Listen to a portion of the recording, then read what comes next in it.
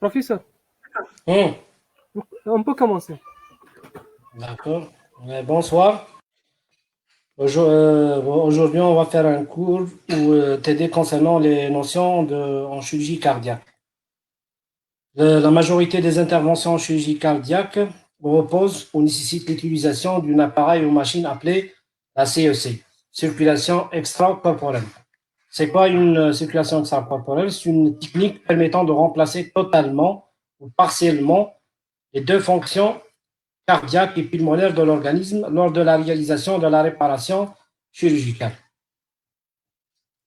Cette diapositive vous montre la circulation extracorporelle utilisée dans les centres chirurgicaux afin de faire la réparation des infections cardiaques, comme les valvulopathies, la chirurgie des anévrismes aortiques, la chirurgie des dissections aortiques, etc. Utilise-t-on une circulation extracorporelle en chirurgie cardiaque à cœur ouvert afin d'offrir aux chirurgiens cardiaques un cœur immobile et exsangue nécessaire à la précision du geste chirurgical, tout en maintenant les conditions à la fois de circulation, d'oxygénation et de ventilation acceptables. Quelles sont les indications de cette technique? La CEC permet la chirurgie des cardiopathies et la chirurgie des gros vaisseaux, comme les dissections et les anévrismes aortiques. Elle permet également la suppléance circulatoire. Exemple, les patients qui ont une défaillance de la pompe cardiaque qui nécessite une transplantation cardiaque. Le temps de préparer le malade pour faire la transplantation cardiaque, on doit mettre le malade sous un support circulatoire. Pour la troisième indication, c'est la suppléance respiratoire, comme par exemple lors des infections pulmonaires respiratoires, comme dans le cas de l'infection par le coronavirus. Les patients ayant des formes sévères de destruction du parenchyme pulmonaire, on peut les placer sous suppléance circulatoire. Et enfin, la dernière indication, c'est la modulation thermique. Il y a des patients qui ont des hyperthermies malignes. Pour refroidir les malades, on peut utiliser cette machine pour faire le refroidissement des malades, ou contrairement pour les patients ayant une hypothermie profonde, pour faire le réchauffement des malades. Je vais vous faire un petit rappel historique. La première utilisation a été faite par Guban en 1953 pour la fermeture d'une communication interauriculaire. Les communications interauriculaires, c'est une cardiopathie congénitale caractérisée par la présence d'un défect ou un orifice au niveau du septum interauriculaire. Le septum interauriculaire, c'est un septum qui sépare l'oreille gauche de l'oreille droite et permet le mélange du son oxygéné avec le son oxygéné. Au terme des travaux expérimentés débutés en 1940. Quels sont les principes de la circulation extracorporelle? C'est une technique par laquelle la pompe cardiaque et l'échangeur gazeux pulmonaire sont remplacés temporairement. Pourquoi temporairement? C'est le temps nécessaire pour faire la réparation des infections cardiaques par un système mécanique relié au système vasculaire du patient. Donc, on divise le sang veineux du patient vers une machine de la CEC où il est oxygéné, débarrassé de son CO2. Ces deux fonctions, l'oxygénation et l'élimination de CO2, sont assurées à l'état normal par un organe qui est le poumon, puis réglées en température grâce à un élément qui est l'échangeur thermique relié à la machine de la CEC, puis le sang oxygéné provenant CO2, il est propulsé dans la circulation artérielle systémique du patient à l'aide d'une pompe appelée pompe artérielle. Donc, le sang veineux est collecté à son arrivée au cœur dans l'oreille droite, puis il est dirigé par une simple gravité vers l'oxygénateur où se font les échanges gazeux. Donc, l'oxygénateur joue le rôle ou remplace la fonction des deux poumons. Dans celui-ci, il va subir les transferts gazeux, c'est-à-dire il s'enrichit en oxygène et s'évacue de son gaz carbonique, accurant ainsi une composition analogue à celle obtenue après le passage par la membrane alvéolo-capillaire au niveau du poumon. Donc, ce sang artérialisé, il est riche en oxygène et alors pris en charge par une pompe appelée une pompe artérielle qui la réinjecte dans la horte du patient au-delà. Dans ce circuit, on peut également subir une variation de température en fonction bien sûr de la température du patient et en fonction de la pathologie traitée, puisque certains patients ayant par exemple une dissection de l'aorte où on nécessite le refroidissement du malade, dans ce cas-là, on doit faire refroidir le malade grâce à une pompe grâce à la CEC, par l'intermédiaire de l'échangeur thermique branché au niveau de la CEC. Pourquoi la CEC? Elle a un intérêt pour le patient. Le cœur peut assurer sa fonction pendant le geste, qui est la fonction d'assurer un débit cardiaque adéquat. Pour le chirurgien a besoin d'une bonne exposition du cœur avec un cœur arrêté et champ exsangue, afin d'assurer un geste de qualité pour le malade. Quels sont les rôles de la CEC? Cette CEC permet d'assurer le débit cardiaque normalement assuré par la pompe cardiaque, donc d'assurer la perfusion des organes, le cerveau, les reins, les vaisseaux, etc., les membres. Assurer l'hématose, pas de débit sanguin à travers le poumon, donc cette fonction d'hématose, elle est assurée grâce à un oxygénateur qui existe au niveau de la CEC. Et enfin, assurer la protection myocardique. Lorsque le chirurgien opère le cœur, il travaille sur un cœur irrité. Donc, cœur non perfusé, il est en ischémie, mais durant le temps de la réparation cardiaque, on doit protéger le cœur, puisqu'après la réparation, on a besoin d'un cœur en bon état cardiaque. Cette diapositive vous montre la CEC branchée sur un patient. Donc, on a la ligne en bleu, c'est la ligne veineuse qui permet de drainer par une simple gravité le sang riche en CO2 et pauvre en oxygène des cavités droites. Comme vous voyez ici, on a une canule branchée au niveau de la veine cave supérieure et l'autre au niveau de la veine cave inférieure. Donc, le sang passe par une simple gravité vers l'oxygénateur où se font les échanges gazeux, c'est-à-dire l'élimination du CO2 et l'enregistrement en oxygène. Puis le sang sera éjecté par l'intermédiaire d'une pompe appelée, c'est la pompe artérielle. Comme vous voyez ici, le sang, lorsqu'il sort de l'oxygénateur, il a une couleur rouge, c'est-à-dire qu'il est riche en oxygène et pauvre en CO2. Puis il sera pompé par l'intermédiaire d'une pompe au niveau de la circulation systémique du patient grâce à une canule fixée au niveau de l'aorte ascendante du patient. J'ai choisi cette séquence sous une vidéo thématique qui vous montre le principe de la circulation extracorporelle.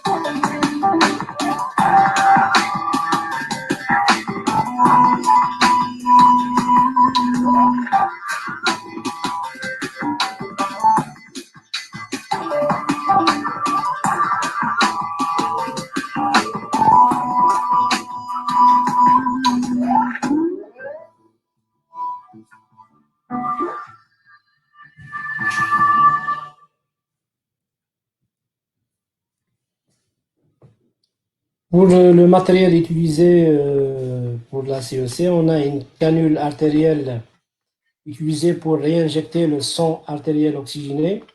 Elle est généralement placée au niveau de l'aorte ascendante. On a deux canules qui assurent le drainage du sang veineux, c'est-à-dire le sang riche en CO2 et pauvre en oxygène, et deux veines caves. Comme vous voyez ici, une canule cave supérieure placée au niveau de la veine cave supérieure et une canule veine cave inférieure placée au niveau de la veine cave inférieure. Donc, on a deux canules qui assurent le drainage par gravité du sang veineux et une canule artérielle, dite artérielle utilisée pour la réinjection du sang oxygéné. Dans cette diapositive, comme vous voyez sur l'image de gauche, une pompe, c'est la pompe artérielle. C'est la pompe, c'est une pompe qui joue le rôle qui remplace le cœur. Donc, comme vous voyez ici, le sang, il est rouge. C'est un sang riche en oxygène, c'est-à-dire après son passage par l'oxygénateur. Ça, c'est l'oxygénateur. Sur l'image de droite, vous voyez la CEC, la machine complète. Dans cette diapositive, je vous montre, vous voyez les oxygénateurs. Ça, c'est oxygénateur, c'est-à-dire c'est l'oxygénateur qui va remplacer la fonction pulmonaire durant la réparation de la pathologie cardiaque. C'est à ce niveau où se font les échanges gazeux, c'est-à-dire l'élimination du CO2 et l'enrichissement en oxygène. Dans la CEC, sur la ligne artérielle, on trouve toujours des filtres appelés le filtre artériel, dont le rôle est la prévention des embolies, comme les embolies gazeuses, les caillots de sang et les débris qui peuvent engendrer des complications post-op comme les AVC. Lors de l'utilisation de la CEC, on a besoin toujours d'une anticoagulation. Elle est assurée par l'administration de l'héparine à la dose de 2,5 à 3 mg par kilo afin d'éviter la coagulation du CP. Mais après l'administration de l'héparine, il faut toujours contrôler la TCA qui doit être supérieure à 400 secondes pour démarrer la CEC. Donc, c'est une condition très importante pour que le pompiste démarre ou le chirurgien ordonne le pompiste de démarrer la CEC. Donc, durant toute l'intervention, il faut faire une surveillance en continu de l'anticoagulation par le contrôle de la TCA. Enfin, une fois le geste chirurgical terminé, après le déclampage aortique et la reprise de la fonction cardiaque et l'arrêt de la CEC, il faut dans ce cas-là neutraliser l'héparine par une molécule appelée la protamine, dose par dose à la fin de l'intervention. Donc la protamine, elle a un rôle d'éliminer l'héparine administrée au début de l'intervention. Donc, le chirurgien, pour assurer la réparation de l'infection cardiaque, il doit travailler sur un cœur arrêté. Pour arrêter le cœur, on doit clamper, comme vous voyez ici, en amont de la canule artérielle. Puis, il faut administrer une solution dite cardioplégie. Cardio, c'est en rapport avec le cœur. Plégie, c'est pour arrêter toute activité électrique et mécanique de la pompe cardiaque. Comment faire la conduite de la circulation extracorporelle? Au début, on fait le départ de la CEC, assurer un débit optimal avec arrêt de la ventilation. Donc, les deux poumons sont exclus de la réparation. Il faut faire un clampage aortique, c'est-à-dire en amont de la canule artérielle, il faut clamper l'aorte pour exclure les artères coronaires de la circulation systémique. Puis, il faut administrer la solution qui permet d'arrêter à la fois l'activité électrique et mécanique du corps. Il faut faire une décharge des cavités gauches, c'est-à-dire le ventricule gauche doit être déchargé puisqu'on a un retour permanent par les veines pulmonaires. Pour éviter que les cavités gauches soient gonflées, il faut toujours placer une canule au niveau des cavités ventriculaires gauches pour assurer la décharge du ventricule gauche. Puis, il faut administrer la solution de cardioplégie. C'est la solution responsable de l'activité de toute activité électrique et mécanique du corps. Pour la température, en fonction de la pathologie, on peut moduler, on peut baisser la température en fonction du débit cardiaque et en fonction de la pathologie. L'hypothermie est généralement utilisée lorsqu'on a un retour permanent par les veines pulmonaires. Dans ce cas-là, il y a une gêne par ce sang au chirurgien. Dans ce cas-là, lorsqu'il diminue la température, il ordonne aux pompistes de faire baisser le débit cardiaque, donc de faire baisser le retour par les veines pulmonaires. Ou pour faire refroidir le malade, comme dans certaines pathologies, par exemple les dissections ou la chirurgie de la crosse aortique. Lors de la CEC, il faut toujours une surveillance continue par un monitorage du patient. On a une surveillance à la fois hémodynamique et biologique. La biologie se fait par la gazométrie artérielle, par le dosage de TCA, etc. Une fois le geste terminé, si on a descendu en température, il faut faire le réchauffement progressif du patient et la purge des cavités cardiaques. Puis on fait le déclampage aortique. Après le déclampage aortique, il y aura un rétablissement de la perfusion des deux artères coronaires, donc la perfusion du myocarde. Donc on a la reprise de l'activité électrique. Généralement, le cœur reprend en fibrillation ventriculaire. Dans ce cas-là, il faut faire un choc électrique interne pour défibriller le cœur. Une fois le cœur a repris un rythme cardiaque efficace, et une fois la contractilité du cœur elle est bonne, soit spontanément ou sous support pharmacologique, on fait l'arrêt progressif de la circulation extracorporelle, c'est-à-dire que le pompiste doit baisser progressivement le débit cardiaque, puisque le relais sera assuré par la pompe, par le cœur du patient. Cette diapositive, j'ai choisi ces diapositives pour vous montrer l'installation de la circulation extracorporelle. C'est un enfant qui doit bénéficier d'une réparation d'une cardiopathie congénitale type SIA.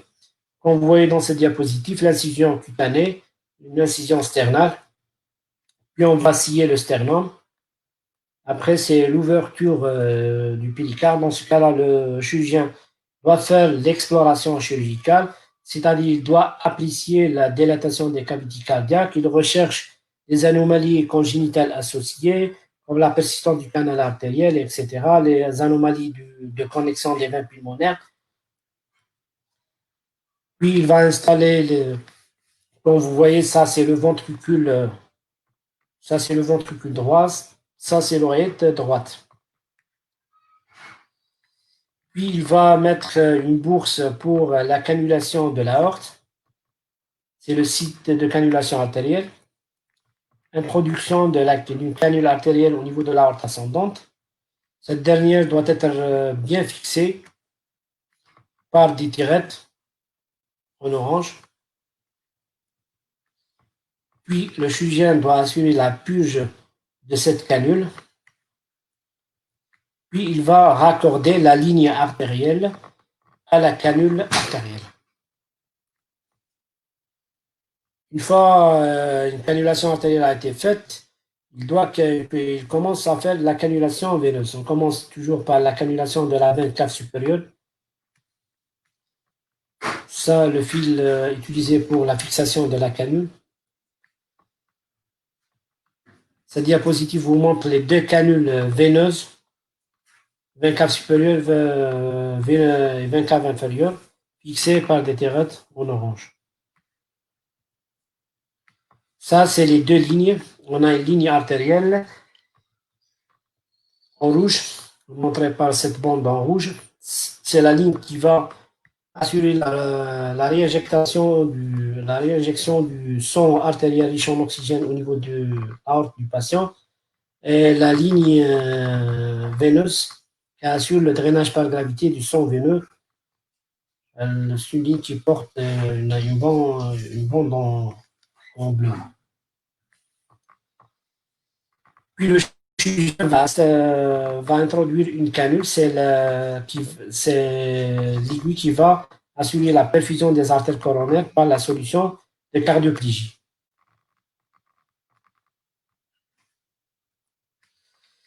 Ça, c'est le clompage aortique qui permet d'exclure le cœur complètement de la circulation systémique. Donc, il y a arrêt de la perfusion des deux artères coronaires par le sang du patient. En même temps, on fait l'administration de la solution de cardioplégie, c'est-à-dire la solution qui va arrêter l'activité électrique et mécanique du corps. Après, on fait la triotomie droite oblique, comme vous voyez, afin de voir l'orifice qui se trouve au niveau du septum interauriculaire. Cette canule permet de récupérer le sang qui existe au niveau des différentes cavités cardiaques et l'exploration. Ça, c'est le defect, l'orifice, la communication qui existe entre les deux oreillettes, fermée à l'aide d'un patch péricardique autologue. Ça, c'est le patch utilisé pour la suppulsion de cette communication entre les deux oreillettes. Donc, c'est une image opératoire après la réparation. Puis, le chirurgien va fermer l'oreille droite et après, il va déclamper l'aorte pour assurer la perfusion des artères coronaires. Donc, la CEC nécessite une surveillance durant toute l'intervention. Cette surveillance, elle est à la fois hémodynamique, c'est-à-dire on doit surveiller les paramètres hémodynamiques comme la pression artérielle moyenne, la pression artérielle systolique, la pression artérielle diastolique, ainsi que les pressions de remplissage, comme les pressions qui sont au niveau de l'oreille gauche et les pressions veineuses centrales. On a également une surveillance biologique, c'est l'hémostase par le contrôle des facteurs de coagulation, l'ionogramme, l'hématocrite et l'hématose, c'est-à-dire la gazométrie artérielle pour voir le pourcentage de l'oxygène au niveau du sang artériel et au niveau du sang veineux. Donc, cette machine ou cette technique utilisée pour la réparation de la majorité des affections cardiaques n'est pas sans complications. Il y a des complications liées à l'utilisation de la CEC. Au début, on a les complications neurologiques comme les AVC, que ce soit ischémico-hémorragiques. On a également des complications biologiques comme la perturbation du bilan d'hémostase, responsable post-opératoire du saignement biologique. On a également perturbation du bilan de l'inflammation. Également, on a des complications cardiaques comme les ischémies myocardiques, les dysfonctions de la fonction myocardique liées à l'exclusion du cœur lors de la réparation de la perfusion des deux coronaires. On a également des complications pulmonaires liées, par exemple, on a un syndrome inflammatoire ou lié à l'ischémie et la reperfusion. On a également d'autres complications comme les atylictasies liées secondaires à l'arrêt de la ventilation. Comme conclusion, donc, avec le développement et les techniques modernes, l'avenir de la CEC doit passer par une simplification des circuits et par une automatisation de la plupart des fonctions assurées par la circulation extracorporelle, c'est-à-dire la fonction cardiaque et la fonction pulmonaire. Et je vous remercie pour votre attention. Si vous avez des questions, je suis disponible pour répondre à vos questions.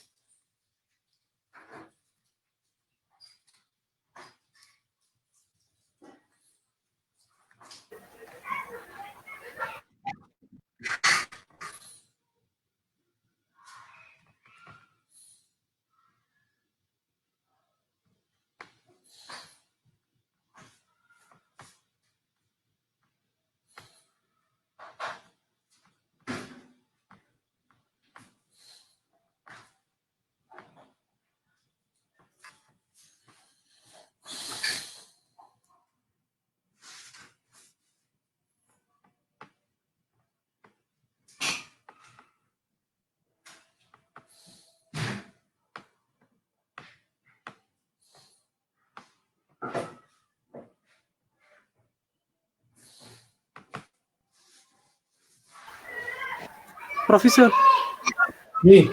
merci. Est-ce que vous avez des questions? Il n'y a pas de question. Est-ce que je peux vous envoyer ma boîte email, mon email pour vous m'envoyer d'éventuelles questions? D'accord. S'il y a des questions, أنا نبعثهم لك par email. Ok, le TD était clair. D'accord. Le coup était clair. Oui, c'était clair. Et vous n'avez pas de questions? Il n'y a pas de question. Donc, merci beaucoup pour votre Merci, attention. professeur. Merci, professeur. Bon courage. Bon courage. Bonne soirée.